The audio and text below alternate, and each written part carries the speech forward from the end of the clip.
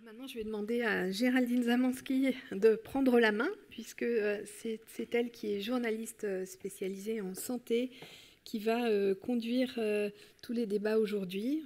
Bienvenue Géraldine. Merci. Bonjour à tous. Alors, il y avait juste une toute petite consigne qu'on m'a chargée de vous transmettre, c'est que plus vous êtes assis, mieux c'est. Voilà. Je suis désolée, là c'est le côté un peu maîtresse d'école, pas très sympathique. Et dans la mesure du possible aussi, éviter d'apporter les gobelets de ce côté-ci. C'est plutôt du côté de l'accueil, juste avant. Alors, on va commencer par parler de l'épilepsie de la femme. Donc, je suis désolée, chers amis, je vais vous inviter à laisser vos places au docteur Sophie Dupont, au professeur Sophie Dupont, au docteur Sandrine Aubert-Conil. Et puis, je vais aussi très vite laisser la mienne aux deux porte-paroles de la synthèse, puisque donc l'épilepsie de la femme présente des particularités qui sont notamment liées à ces variations hormonales. Ça peut même être un lien tellement fort qu'il a un nom, ça s'appelle l'épilepsie cataméniale. Malheureusement, donc au fil de la vie des femmes, il peut y avoir des difficultés autour de la contraception, d'un projet de grossesse, de l'accompagnement de la maternité et même jusqu'à la ménopause. Tout cela mérite une attention particulière dont le groupe de travail, qui est donc piloté par Anna-Louise Lavigne d'Épilepsie France et qui sera accompagnée par Anaïs Gerbeau, elles ont souvent constaté qu'il y avait des lacunes et elles vont vous les présenter.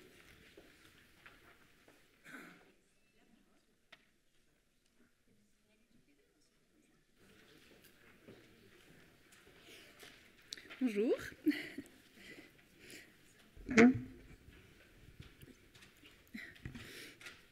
Le groupe de travail épilepsie de la femme est composé de femmes épileptiques de l'association Épilepsie France.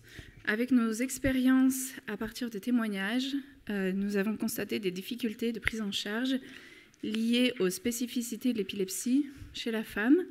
L'une d'entre nous a des enfants, une autre a un projet de grossesse, mais nous devons toutes faire face aux particularités de l'épilepsie chez les femmes sur plusieurs aspects. Nous avons souvent découvert ces particularités par nous-mêmes via le forum sur Facebook de l'association ou de façon empirique. L'incidence de l'épilepsie n'est pas significativement différente entre les hommes et les femmes, mais la femme est touchée différemment par l'épilepsie du fait des modifications hormonales liées au cycle menstruel depuis la période pubertaire jusqu'à la ménopause. Il existe des spécificités physiologiques chez la femme, facteurs hormonaux, ayant un impact sur de nombreuses maladies, et l'épilepsie en fait partie. Chez la femme, en âge de procréer, la grossesse et tout ce qui se rapporte à la conception vont pouvoir influencer ou être sous l'influence de la maladie et de ses traitements. Par exemple. Oui, c'est en lien avec les recommandations de la Haute Autorité de Santé sur les épilepsies, la prise en charge des enfants et des adultes. Donc les spécificités de la femme, ils sont bien mentionnées dans ces recommandations. L'épilepsie cataméniale, par exemple, c'est une forme d'épilepsie définie par la survenue de plus de 50% des crises dans une phase spécifique du cycle. Elle concerne 31 à 60% des femmes épileptiques, soit 105 à 2000... 210 000 femmes. 210 000 femmes, merci. Elle est, ce qui fait quand même beaucoup.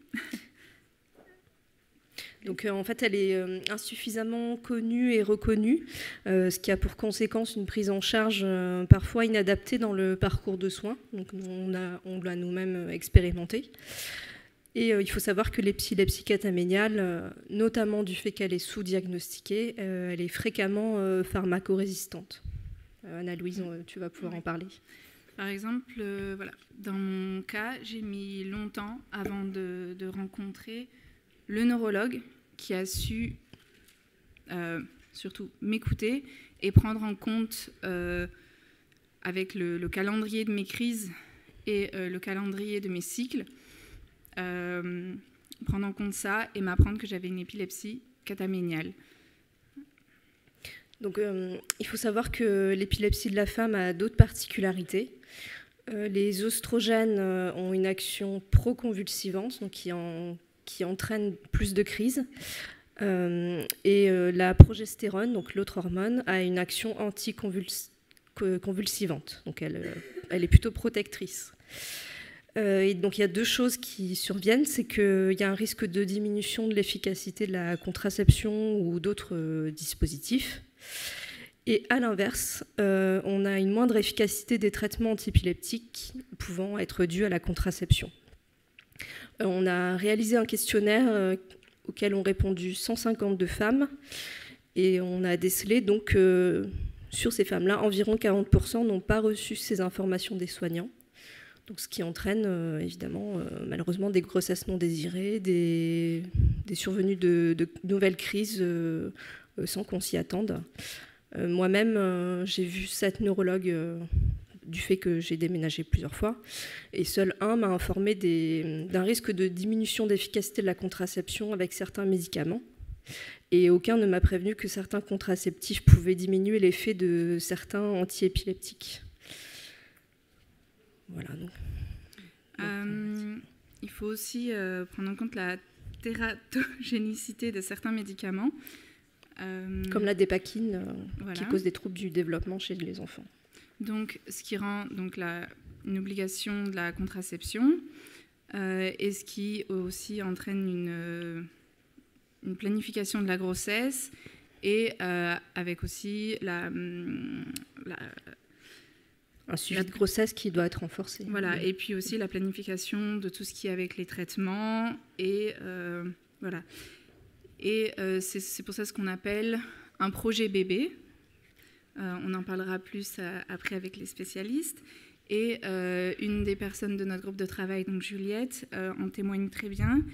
Ce qu'elle dit, c'est donc « Les gens ne comprennent pas quand je parle de mon projet bébé. Ils s'étonnent que je ne parle pas d'avoir un bébé, tout simplement. Ils ne savent pas tout ce comporte le parcours, avec les questions, etc. » On a aussi Tiffaine qui participe à notre groupe de travail, donc la vice-présidente que vous avez vue tout à l'heure. Elle a constaté une réticence de certains médecins après le scandale de la dépakine à prescrire ce médicament à des femmes qui n'ont pourtant pas de projet de grossesse. On a aussi, oui, on a aussi en dernier Léa qui participe à notre groupe et qui, elle, témoigne de la charge mentale qui est doublée pour les femmes épileptiques, puisqu'on a la charge mentale de mère et on a aussi la charge mentale de savoir si on peut bien s'occuper de son enfant. Parce qu'on a plus de sommeil il faut faire attention à son sommeil et donc c'est pas toujours simple quand on est mère. Voilà.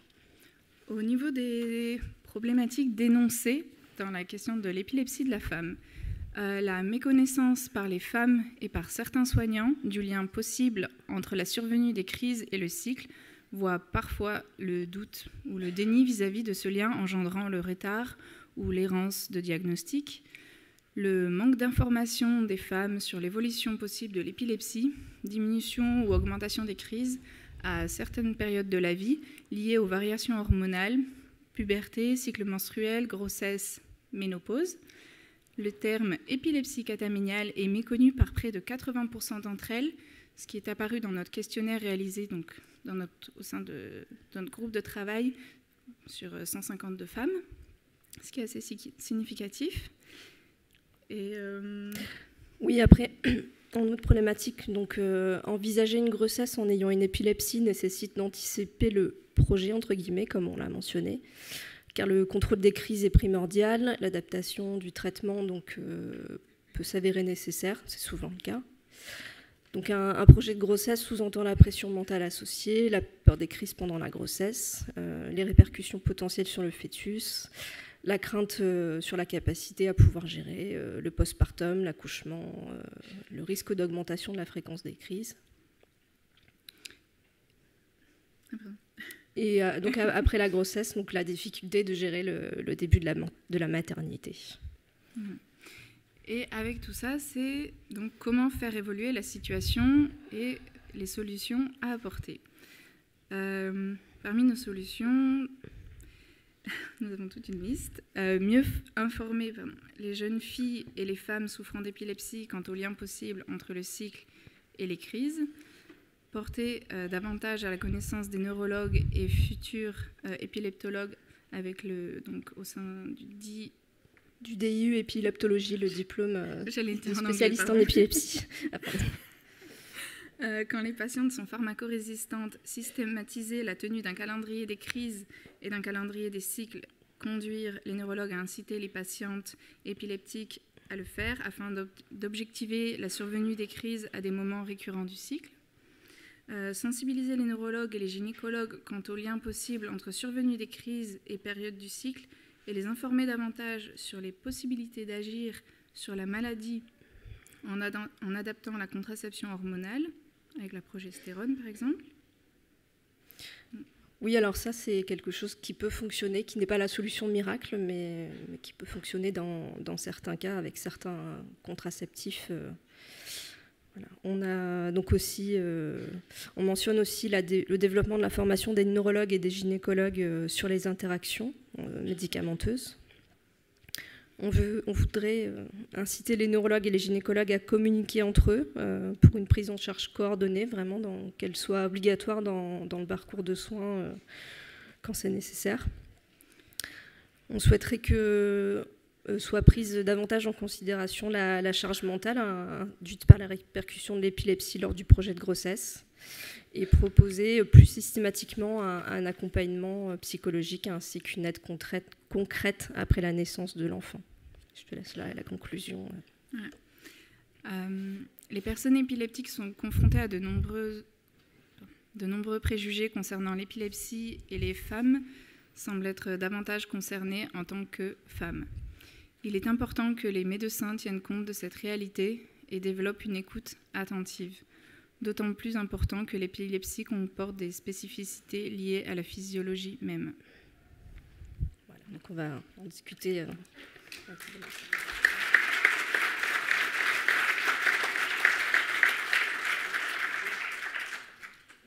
Alors justement, on a avec nous des spécialistes qui sont très engagés dans l'amélioration de toutes ces problématiques.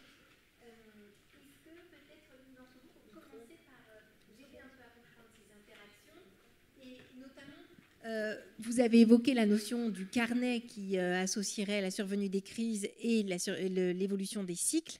Est-ce que c'est quelque chose qu'il faudrait mettre en place dès le diagnostic, dès la puberté d'une patiente touchée, parce que ça va vraiment aider à caractériser son épilepsie, améliorer les traitements ? Alors, en fait, finalement, le calendrier de crise ne va avoir d'intérêt que s'il persiste des crises. Et donc, il faut quand même garder aussi à l'esprit que, heureusement, beaucoup en fait, de jeunes femmes avec épilepsie vont être bien équilibrées avec le premier traitement qui sera mis en place, qui ne nécessitera pas donc la tenue d'un calendrier de crise, qui est un rappel permanent aussi quand même de la maladie. Donc en fait, ce calendrier de crise, il ne doit en fait être, à mon avis, enfin c'est personnel, mais proposé qu'à des jeunes femmes qui continuent malgré l'essai du premier médicament à présenter des crises, et auquel cas oui, je pense qu'il faut vraiment systématiquement avoir à la fois donc une idée objective de la fréquence des crises et puis également du cycle pour voir si ou pas il y a une correspondance.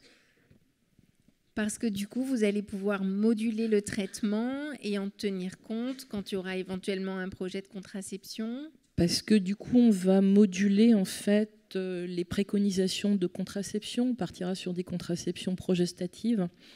Et donc, effectivement, ça peut avoir un impact.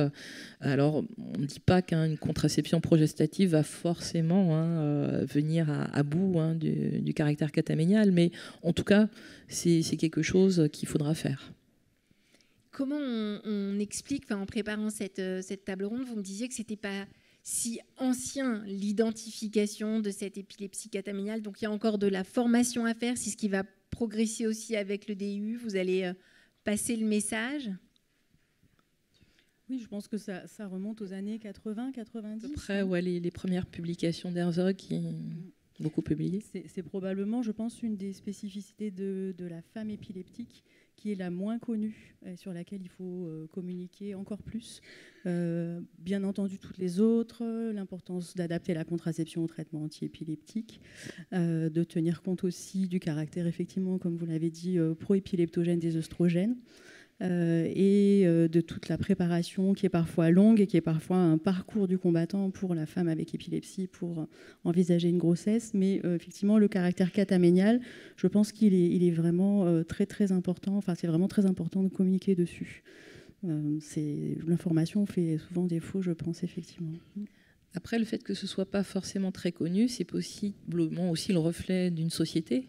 Une société où la place de la femme n'est pas forcément non plus très reconnue, et donc on ne s'intéresse pas à ces spécificités. C'est ça.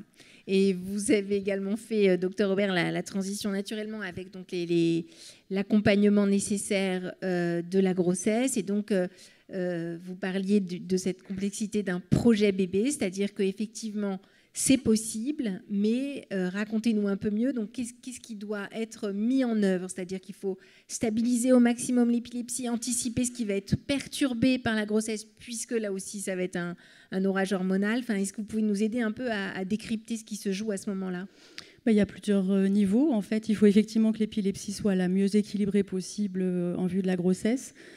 Parce que ça va être un facteur prédictif positif du bon contrôle de l'épilepsie pendant la grossesse. Et c'est important pour minimiser les risques pour la femme avec épilepsie, pour le bébé à naître. Et puis, il y a aussi toute la phase d'adaptation préconceptionnelle des traitements antiépileptiques. C'est pour ça qu'on demande, il faut demander à nos patientes quel est s'il y a un souhait de grossesse, dans quel délai.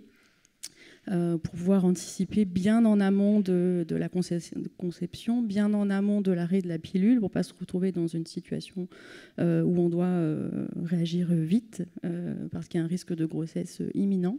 Et donc, dans une certaine proportion de cas, il faut réadapter le traitement antiépileptique, parce que le traitement en cours est un traitement qui est soit tératogène, donc qui peut donner des malformations congénitales avec un surrisque par rapport au risque naturel pour toute femme non épileptique ou sans traitement. Et donc il y a ce risque tératogène de malformation qui touche le premier trimestre de la grossesse, et il y a le risque de troubles neurodéveloppementaux qui est un risque qui est inhérent à toute la durée de la grossesse. Donc un risque potentiellement en fonction des molécules, ça c'est vraiment au cas par cas, de diminution de l'efficience intellectuelle, donc la baisse du QI, de troubles du spectre autistique, de troubles d'hyperactivité avec troubles attentionnels, etc. Donc ça c'est très molécule dépendant. Pour les risques tératogènes, c'est aussi parfois dose dépendant. Donc il va falloir remanier le traitement pour certaines femmes bien en amont, tout en essayant de garder le contrôle des crises. C'est pas évident.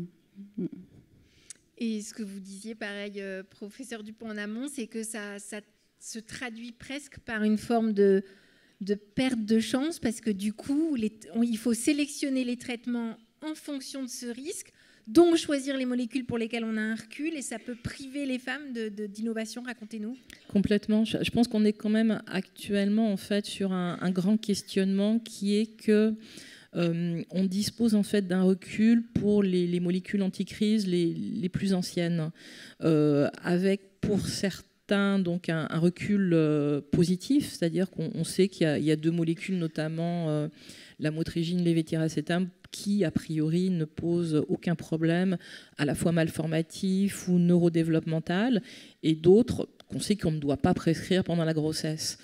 En fait, notre souci, il est sur ceux pour lesquels on ne sait pas.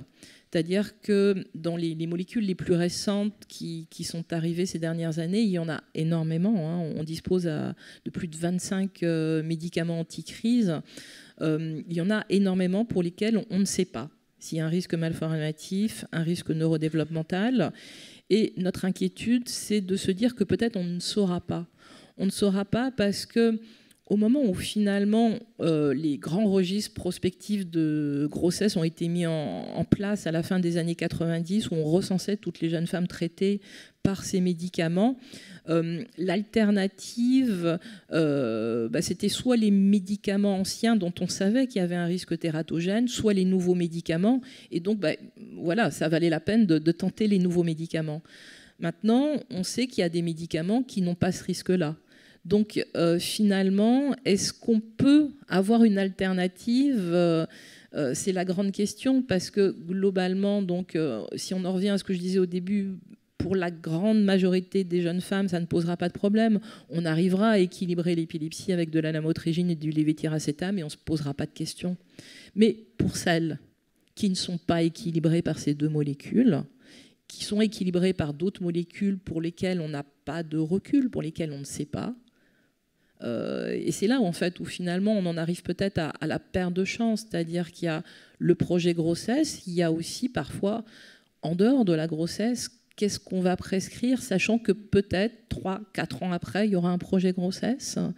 Moi, personnellement, je ne pense pas que les registres vont nous apporter des données dans les années qui viennent sur ces nouvelles molécules, parce qu'elles ne sont plus prescrites pendant la grossesse en principe de précaution, et c'est normal, mais de fait, on n'aura pas de données. Donc, alors, ça ne veut pas dire qu'on ne peut pas s'en tirer, mais en fait, il faudra peut-être avoir des modèles animaux beaucoup plus fiables, beaucoup plus prédictifs, et que peut-être que, on pourrait peut-être l'espérer, c'est que quand un médicament a son autorisation de mise sur le marché et sort, on sache d'emblée si oui ou non on peut le donner à une jeune femme, et qu'on peut le donner à une jeune femme enceinte. Oui, c'est vraiment dans l'expérience du groupe, effectivement, il y a eu comme ça des moments difficiles sur ces arbitrages, sur les changements de traitement. Oui, il y a eu quand même des témoignages. Déjà, quand on a regardé on s'est basé sur des témoignages qu'on a pris, que ce soit sur le groupe Facebook ou avec des témoignages, on a fait un appel à témoignages. Et aussi, parce que comme c'est un travail de groupe où on est soit tout est épileptique, pas tout un projet grossesse, mais on est toutes concernées par le sujet. Oui, ça a été soulevé la question. Il y en a qui sont en parcours grossesse, en projet bébé. Il y en a qui ont été en parcours grossesse et il y en a qui se sont retrouvés dans la question mince, j'ai un traitement et ça va pas. Voilà. Avec des changements du coup pour la grossesse qui peuvent refaire partir les crises. Oui, et il faut savoir aussi qu'on peut avoir un traitement qui marche, donc devoir l'arrêter. Et une fois que la grossesse est passée, ce traitement ne fonctionnera peut-être plus. Donc ça représente énormément de questionnements, de dilemmes sur finalement est-ce que j'ai vraiment envie d'avoir un enfant ou pas, est-ce que ça vaut le coup d'arrêter, de prendre le risque de déstabiliser mon épilepsie ou pas, quoi. Parce qu'en fait, qu'est-ce qui se passe à ce moment-là? La grossesse, elle peut avoir transformé le profil, si je puis dire, épileptogène du cerveau? Non, ça c'est connu de façon générale, c'est que quand on arrête un traitement antiépileptique parce qu'il n'y a plus de crise et que tous les voyants sont ouverts, le G normal, il y a un long délai sans crise, s'il y a une récidive de crise, on sait que dans un peu moins de 10% des cas, on risque de ne pas retrouver l'équilibre qu'on avait avant avec la molécule qu'on a arrêtée, on ne sait pas pourquoi. Donc c'est pas propre à la grossesse, c'est propre à l'épilepsie en général. Un peu comme une bactérie qui devient résistante. La maladie devient un peu résistante au traitement qui fonctionnait. Oui, alors après, en toute honnêteté, généralement, on réussit de nouveau à rééquilibrer avec d'autres essais. Et alors, ce dont vous parliez aussi, c'est de la complexité après la grossesse, parce que qui dit enfant dit sommeil perturbé. Et or, l'hygiène, le sommeil, c'est quelque chose qui compte aussi beaucoup dans l'équilibre des crises. Donc là, c'est un nouvel accompagnement que vous faites aussi. Je pense que c'est l'occasion aussi que la femme avec épilepsie puisse avoir un petit peu des temps de repos et de solliciter un peu plus le conjoint, notamment sur la période du sommeil, pour qu'il puisse prendre un peu le relais aussi. Et ça, c'est vrai que parfois, c'est un apprentissage pour certaines femmes, notamment sur certaines femmes souffrant d'épilepsie. Et puis, on peut donner des conseils, effectivement, pour les patientes qui continuent de faire des crises pour que le bébé soit toujours en sécurité aussi, il y a des adaptations qu'on peut proposer. Par exemple, notamment pour le change du bébé, mettre le matelas allongé au sol, déplacer le bébé plutôt dans un maxi-cosy plutôt qu'au bras, faire attention aussi sur le positionnement pendant la tétée, notamment la nuit, etc.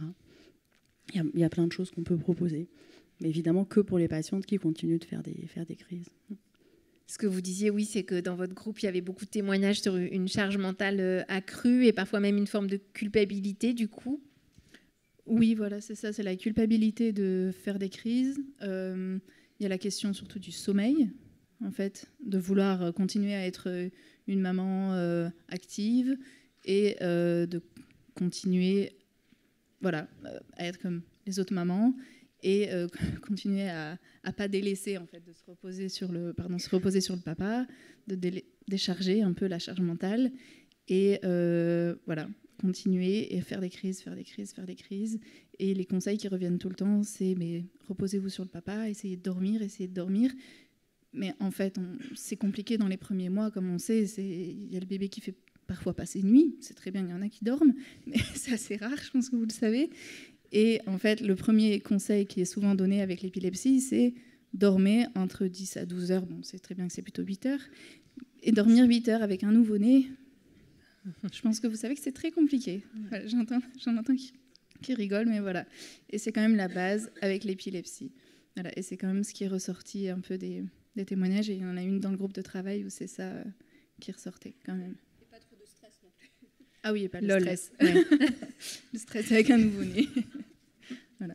Et comment vous pouvez accompagner ça? Je crois qu'on avait parlé aussi d'enjeux peut-être de professionnels qui pourraient être en équipe mobile, qui seraient formés, des sages-femmes, Enfin, il ne faut pas hésiter. Les gynécos connaissent très très bien ça, hein. C'est-à-dire qu'ils ont vraiment des réseaux de puériculture et de puéricultrices. Du coup, je dis trices parce qu'en fait c'est quand même plutôt des femmes.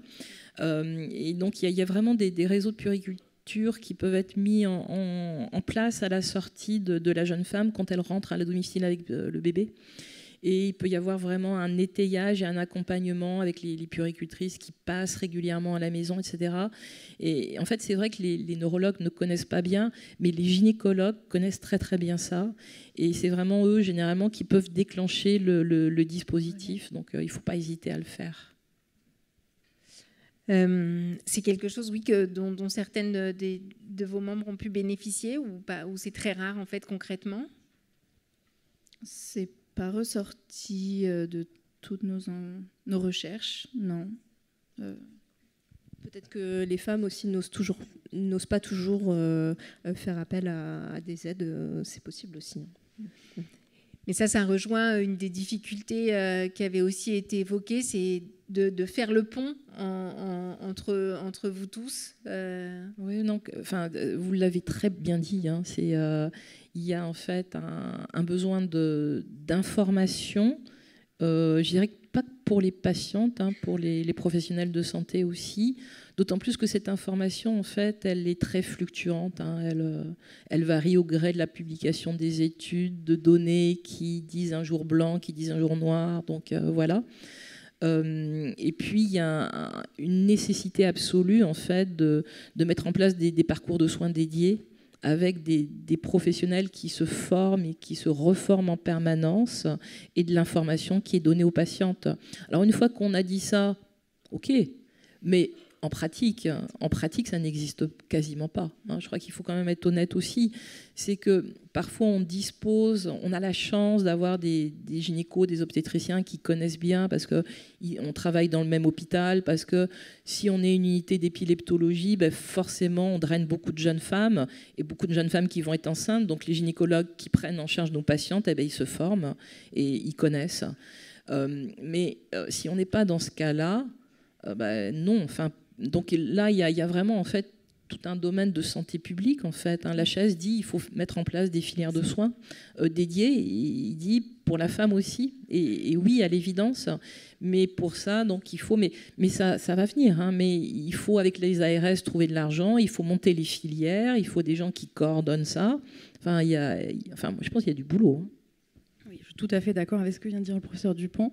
Je pense qu'on a vraiment besoin de créer une sorte de maillage en fait entre des gynécos et des neurologues épileptologues, voilà, qui sont un petit peu bien au fait de tout ça et qui peuvent du coup effectivement alimenter un réseau commun. Moi, j'étais à un congrès le mois dernier à Pau, un congrès pour la première fois de gynécologues et de sages-femmes. Et un petit peu avant de commencer, on échange avec les confrères donc gynécologues. Et je leur dis à quel point je suis frustrée d'avoir du mal à communiquer avec leurs confrères marseillais. Alors effectivement, on a des réseaux en intra-hospitalier, ça c'est facile, mais ceux qui sont en libéral, je trouve que c'est compliqué, on leur envoie des courriers et on n'a pas forcément de retour et c'est pas très fluide. Et eux, ils avaient le même problème. Ils me disaient, mais on n'arrive pas, on envoie des courriers aux neurologues, on n'a pas de retour. Donc il y a des bonnes volontés des deux côtés, mais il y a vraiment un problème de communication qu'il faudrait résoudre. Oui, c'est ça, parce que en fait, il y a quelque chose que vous m'avez appris, en l'occurrence aussi, c'est qu'il faut savoir qu'il y a beaucoup de patients touchés d'épilepsie qui sont même pas suivis par un neurologue. Enfin, il y a un vrai défaut dans ces parcours de soins. Je crois que dans votre groupe, c'est le cas, non ? Il y en a qui sont suivis par des généralistes ? Ou c'était... non ? Non, là, elles sont D'accord. toutes suivies, mais c'est qu'il y a eu pas mal d'errances, en fait, au début. Oui, il y a eu quand même pas mal de... Quand on regarde le parcours de soins, bon, ça, c'est autre chose. Et au début, il y a eu quand même des questions d'errance. Mais par contre, il y en a pas mal qui ne sont pas suivis du côté gynécologique. Oui. Ah oui, qui n'ont pas de suivi spécialisé. Non, voilà. Mais ça, c'est... On a encore quelques patients ponctuellement qui arrivent en première consultation d'épileptologie et qui ont été jusque-là gérés par les généralistes. C'est très rare, mais ça arrive encore. Oui, tout à fait. Moi, je pense que c'est pas rare du tout. C'est parce qu'en fait, on les voit pas, ces patientes-là. Ouais. Je veux dire que globalement, en fait, si on est épileptologue sur une unité d'épileptologie, on voit des jeunes femmes qui ont un questionnement, une problématique, une épilepsie pas équilibrée. Les jeunes femmes qui ont une épilepsie équilibrée, qui prennent un médicament et qui est renouvelé année après année après année, elles ne sont pas souvent suivies par des neurologues. Et toute l'affaire de la dépakine vient aussi un petit peu en partie. Et c'est pour ça qu'il y a eu le formulaire d'accord de soins qui imposait qu'elle soit vue une fois par an par les neurologues. Et je pense qu'on ne sait pas, en fait. Moi, comme ça, hein, je dirais que... parce qu'en fait, il ne faut quand même pas croire que nous, on reflète... c'est ça, hein, et donc, moi, je suis persuadée qu'il y a beaucoup de jeunes femmes ou jeunes hommes, hein, c'est pas propre à la femme, qui, à partir du moment où ils ont une épilepsie bien équilibrée, ont peut-être été vus une fois par un neurologue et ne le sont plus. Mais parfois zéro. Il y a eu une enquête récente qui a montré que beaucoup de traitements antiépileptiques ont été mis en œuvre sans aucune consultation de neurologue et sans même réalisation de EEG. Donc, Oui, après, l'HAS dit le diagnostic doit être donné par le neurologue, le premier traitement doit être donné par le neurologue, c'est une évidence.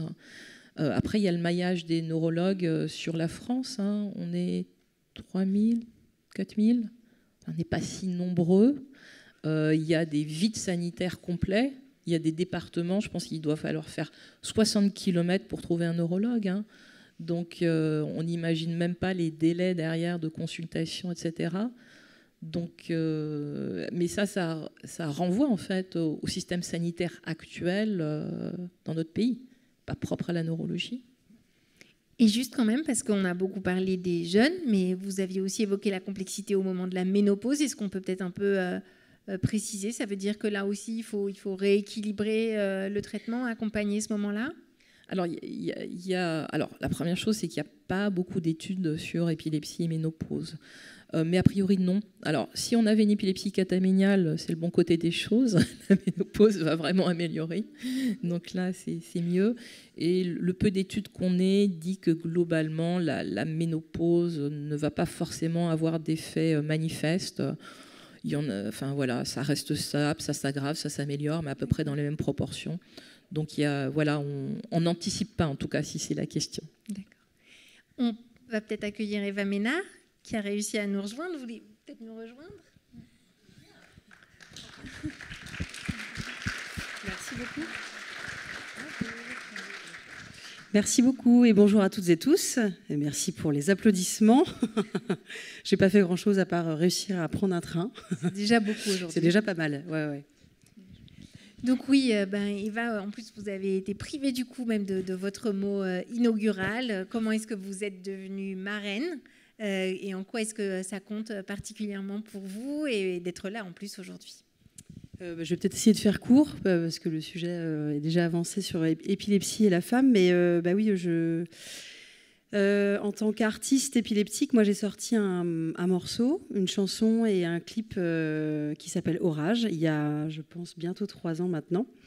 Et à cette occasion, j'ai sorti à l'occasion de la Journée internationale de l'épilepsie. C'était une façon pour moi, en tant qu'artiste, de transcender ma blessure et la maladie, que vous connaissez toutes et tous ici, évidemment.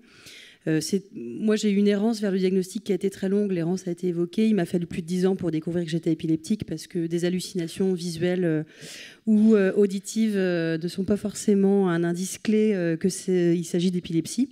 Donc, j'ai fait ça quand j'avais 14 ans. Je sais que c'est quelque chose d'assez typique aussi à une phase de changement hormonal. Et donc, de cette errance-là, il m'a donc 10 ans, je suis tombée sur le diagnostic de l'épilepsie. Et puis là, je dis souvent, on a l'impression d'avoir franchi la ligne d'arrivée quand on a le diagnostic. Et en fait, c'est bien le début d'un nouveau parcours, ce que vous savez déjà toutes et tous parfaitement ici. Et de là, l'acceptation de la maladie, pour moi, en tant qu'artiste, ça a été évidemment d'en faire une création, de sortir ce morceau Orage. Et de là, c'est créer le lien avec l'association Épilepsie France, présidée alors par Christophe Lucas, qui m'a fait l'honneur, et avec le bureau, de me demander de devenir la marraine de l'association. Et je le dis sincèrement, pour moi, il y a eu un avant, un après dans ma vie, le fait de devenir la marraine de cette association.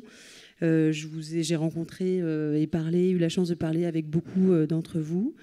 Et aujourd'hui, ça a même fait le lien avec un nouveau projet qui s'appelle Epilepsia Waves, de musique pour les patients épileptiques, qui est un projet que l'on mène également avec le professeur Bartholomé, qui est ici présent. Coucou Fabrice, on ne s'est pas vu encore. Et dont on parlera, j'imagine bien, à une autre table ronde. Donc voilà. Et peut-être pour dire un petit mot sur la thématique également, si c'était votre question à venir. Donc moi, j'ai la chance d'avoir un petit bébé de 2 ans. Donc ça fait 2 ans que je n'ai pas dormi, évidemment. Effectivement, je rebondis sur tout ce qui a pu être dit. Moi, je suis épileptique stabilisée aujourd'hui. Je fais à peu près une crise par an, ce qu'on considère comme une stabilisation, et sans traitement médicamenteux parce que je suis pharmacorésistante. Donc, je suis complètement en dehors des clous dont vous avez parlé. J'ai vu mon neurologue il y a 5 ans. Voilà. On m'a jamais parlé de parcours gynécologique lié à l'épilepsie, évidemment. Et à mon accouchement, j'étais pendant les contractions. J'étais extrêmement fatiguée, épuisée, comme beaucoup de femmes qui ont accouché le savent très probablement. Et je me souviens que mon conjoint insistait en disant ma chérie, elle est épileptique et là, je la sens pas bien, elle a pas l'air bien, c'est marqué dans son dossier, etc. Il faut peut-être faire quelque chose. Et l'infirmière dit oui. Et en fait, il s'avère que c'est une amie qui dirige le service d'accouchement de la clinique où j'étais à Nantes et qui était arrivée, qui a dit attendez, vous déconnez, les épileptiques, donc là on met la péridurale, on accélère la procédure, mais j'ai bien senti que l'infirmière en l'occurrence n'avait pas de connaissances spécifiques sur le sujet, donc n'a rien enclenché de spécifique à ce moment-là. La pauvre, c'est pas forcément de sa faute, mais on sent bien qu'effectivement, encore une fois, le manque d'information du personnel soignant peut être un facteur qui peut être très positif si ça avance justement du bon côté, ou négatif si c'est pas du bon côté. Et puis la question de l'allaitement, je ne sais pas si vous l'avez évoqué, parce que je suis arrivée en cours de... par exemple, je vais peut-être laisser la parole au professeur. Moi, je sais que j'allaite mon bébé. Et voilà, beaucoup de questionnements aussi là-dessus, parce que j'ai cherché des études sur le sujet, même ne serait-ce que compléments alimentaires. Moi, je sais que je prends beaucoup de compléments pour ma mémoire, parce que en tant qu'épileptique, j'ai une mémoire pas top, quoi. J'imagine que vous le savez aussi beaucoup, les uns les autres ici. Et voilà, 0 étude. Et comment on fait effectivement, parce que l'allaitement peut durer sur le long cours. Donc, il y a le temps de la grossesse, le temps de l'allaitement, et beaucoup de points d'interrogation. Et je lâche le crachoir. Merci. Du coup, on parle allaitement. Alors, pour vous, en fait, je pense que c'était peut-être plus facile dans le sens où votre épilepsie est bien équilibrée et vous n'avez pas de médicaments, si j'ai bien compris. Donc là, il n'y avait pas trop de grosses problématiques sur l'allaitement. J'ai fait plus de crises pendant ma grossesse. D'accord, donc vous aviez quand même redécompensé votre épilepsie. problème de l'allaitement, il est individuel. On ne peut pas avoir de grandes idées. Ça va vraiment dépendre du ou des traitements, de l'équilibre de l'épilepsie. Très clairement, les quelques études qu'on a des littératures montrent qu'il n'y a pas d'effet nocif en termes de cognition, etc., d'allaiter en prenant des médicaments. Néanmoins, les pédiatres disent, mais écoutez, il y a quand même un principe de précaution. Les médicaments passent, pas tous, dans le lait. Par exemple, la dépakine ne passe pas dans le lait, mais bon, on ne la donne pas pendant la grossesse. Donc, moi personnellement, et puis après je laisserai Sandrine exposer aussi comment elle fait, je regarde le traitement. C'est-à-dire quand il y a 2-3 médicaments, ça nous arrive quand même d'avoir 2 médicaments plus une benzodiazépine pour équilibrer l'épilepsie. Je ne préconise pas trop l'allaitement. S'il y a un seul médicament avec des doses qui ne sont pas énormes, si l'épilepsie est bien équilibrée, moi, j'y vois aucun problème. J'essaye de dire au pédiatre, écoutez, parlons d'une même voix et disons la même chose, parce que c'est aussi le gros problème. Le neurologue dit OK, le pédiatre dit hors de question, et là, on fait quoi ? S'il y a beaucoup de crises, c'est quand même compliqué, parce que toutes celles qui ont allaité le savent, mais on allaite 1 à 2 fois par nuit. C'est pas, voilà. Et par rapport à ce que vous disiez, c'est vrai, on se réveille toujours quand le bébé pleure, mais c'est pas pareil quand c'est le papa qui se lève pour aller préparer le biberon, donner le biberon. C'est pas la même... voilà. Et donc, moi, je crois qu'il ne faut pas avoir de grandes idées toutes faites. Il faut écouter la jeune femme, savoir si elle a envie d'allaiter. Je crois que c'est quand même la première chose. C'est des fois pas demandé. Donc, voilà. On peut ne pas avoir envie d'allaiter. Et puis, donner des recommandations en fonction des médicaments, en fonction de l'équilibre de l'épilepsie. Mais je dirais le plus important, c'est qu'une fois qu'on a donné ces recommandations, je pense qu'il faut tout de suite contacter les gynécos, les pédiatres, pour qu'il n'y ait pas un yo-yo de préconisation, d'autorisation, de contre-indication, que tout le monde parle d'une même voix. Oui, effectivement, moi je fonctionne à peu près de la même façon. C'est vrai, quand on a une patiente qui est en polythérapie, c'est assez peu engageant pour l'allaitement. Après, on sait aussi quel type d'antiépileptique est plus ou moins excrété dans le lait. Donc, parfois, on a une patiente qui est en monothérapie avec une molécule qui passe peu dans le lait. Et nous, on est plutôt favorable à ça. Mais la patiente, même si elle a envie d'allaiter, ne veut pas du tout prendre de risques et est vraiment dans la précaution absolue. Donc, ça, il faut l'entendre aussi, bien sûr, même si les données scientifiques disent que dans l'absolu, il n'y a pas de problème. Après, il faut peut-être tenir compte aussi de comment ça s'est passé à la naissance. Si le bébé est né prématuré, on sait qu'il a des systèmes d'épuration qui sont plus immatures. Donc là, quand même, je pense qu'il vaut mieux déconseiller l'allaitement. Et puis après, effectivement, c'est très au cas par cas, en fonction des molécules, des doses. Merci beaucoup. Peut-être qu'il y a des questions. Alors, pardon, les micros sont là. Mais sinon, on vous entend peut-être. Je ne sais pas, allez-y.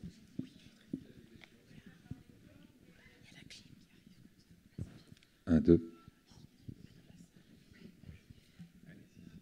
Merci. Bonjour à tous. Et puis, je suis très heureuse d'être ici. Par contre, je suis confrontée à un problème de traitement post... J'ai eu 3 cancers du sein. Il y a très longtemps, très longtemps, 2010, 2011 et 2023. Et donc, tout ça en connaissant mon épilepsie. Donc, le problème, c'est le traitement, quoi. Le traitement qui va pas gêner mon hormonothérapie, quoi. Parce que j'ai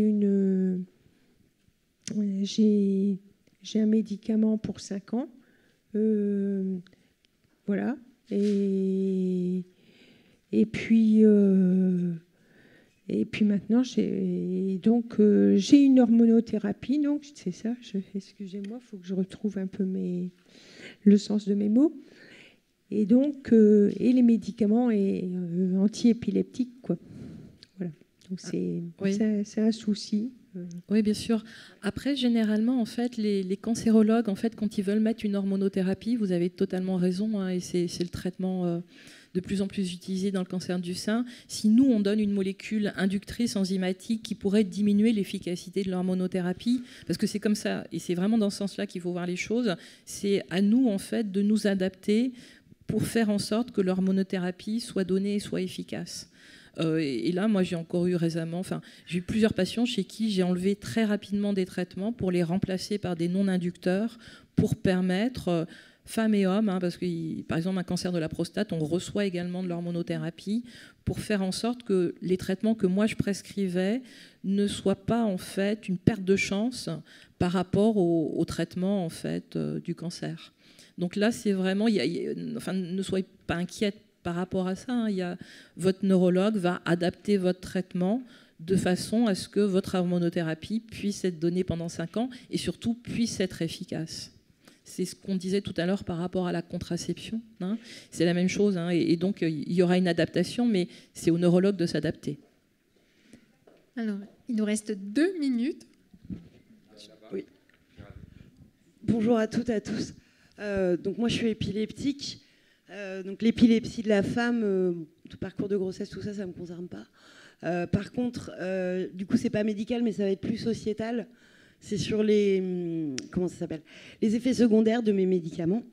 Vous les entendrez un peu dans ma voix, les labilités émotionnelles.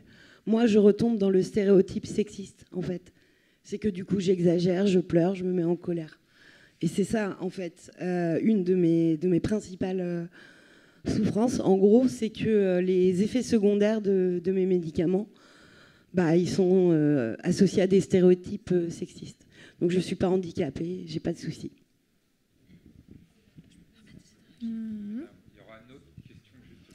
Je me permets une question. Est-ce que quand, par exemple, on va vous dire, voilà, vous êtes hystérique, parce que vous êtes une femme, vous êtes chiante. Une femme, c'est chiante. Et quand vous donnez en face l'idée que vous subissez des effets secondaires liés à votre traitement, qu'est-ce qui se dit? Est-ce qu'il y a un peu de compréhension, d'empathie qui peut se générer? Oui, il y a.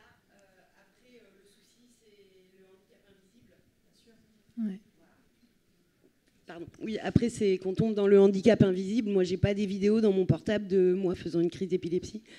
Je peux pas montrer le pire de ma maladie. Elle est stable, mon épilepsie, mais je suis handicapée quand même.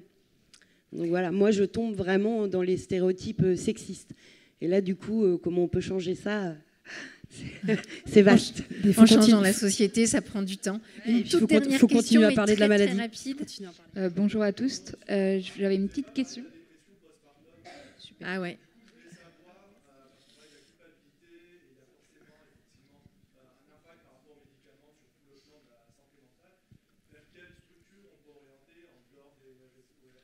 Il faut parler dans les micros, s'il vous plaît, pour l'enregistrement. Merci. Je résume la question. En fait, durant la grossesse, il n'a pas été évoqué le plan de la dépression postpartum, et c'était pour connaître vers quelle structure orienter. Alors effectivement, la dépression postpartum est beaucoup plus fréquente chez les jeunes femmes souffrant d'épilepsie qui ont... déjà, la grossesse, elle est très médicalisée, même quand on n'a pas d'épilepsie, qu'on n'est pas malade. Il y a de plus en plus de consultations, de plus en plus de... Mais là, elle est hyper médicalisée avec cette crainte que le bébé soit en fait impacté par les médicaments, de ne pas pouvoir s'en occuper parce qu'on a une épilepsie active. Donc, toutes les études montrent qu'il y a plus de dépression. Alors, la première chose, je dirais, c'est qu'il faut la détecter. Il faut savoir y penser, la diagnostiquer. Il y a des échelles qui ne prennent pas beaucoup de temps et qui peuvent aider. Après, on en revient en fait, comment finalement orienter quand il y a une dépression, postpartum ou pas postpartum. Ce n'est pas toujours évident parce que actuellement, les psychiatres sont sursaturés. On n'y a pas forcément facilement accès. Les centres médico-psychologiques débordent. Et voilà. Donc, je pense que les neurologues, de plus en plus, sont aussi amenés en fait, à faire des diagnostics, à mettre en route des traitements, à préconiser des suivis psychologiques, et que c'est aussi leur rôle. Ok, une dernière question. Sinon, la transition était parfaite avec la table ronde suivante. Donc, la dernière question. Oui, j'allais juste dire la pérédance aussi, accessoirement. Entre femmes qui traversent ça, qu'on soit épileptique ou pas, mais d'autant plus, je pense, axer sur la pérédance et avoir des groupes de parole là-dessus, c'est primordial en fait. Mais c'est une super question. Excusez-moi. Oui. J'avais une petite question pour le lien, pour savoir s'il y a une évolution des recherches sur la transmission de l'épilepsie de la mère à l'enfant. Voilà. Il y a deux choses très différentes. Il y a en fait une jeune femme qui est porteuse d'une épilepsie dont la cause est génétique. Et donc c'est la question en fait finalement de savoir si c'est génétique sur un gène qui est autosomique dominant, donc une chance sur 2 de le transmettre à son enfant, qui est autosomique récessif. Il faut à ce moment-là que le papa soit également porteur et pas de chance, les 2 gènes pourront être transmis. Si seulement la maman est porteuse, c'est pas possible. Il faut que le papa, si c'est récessif, il faut que le papa également soit porteur.